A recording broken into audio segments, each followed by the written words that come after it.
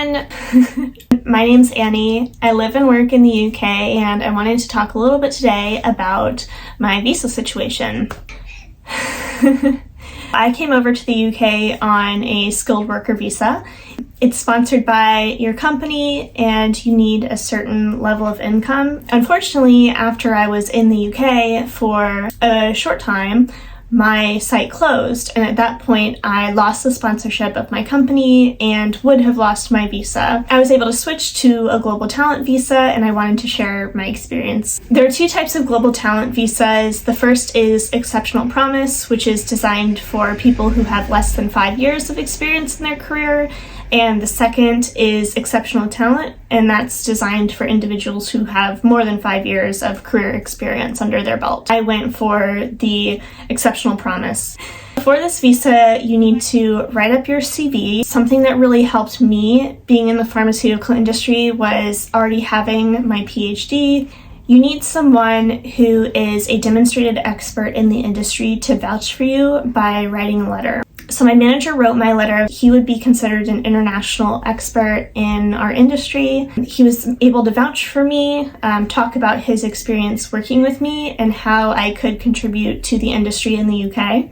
I also had to write my own motivation letter. This included my reasons why I wanted to continue my career in the UK and what sort of talents I could bring to the industry here. In my application, I talked a lot about the international teams that I had led, the global projects that I had worked on, and my major accomplishments. I tried to be very specific. I also had to provide a list of my publications and my presentations. Being in industry versus academia, I didn't have as many presentations and publications as I think someone coming from academia might have.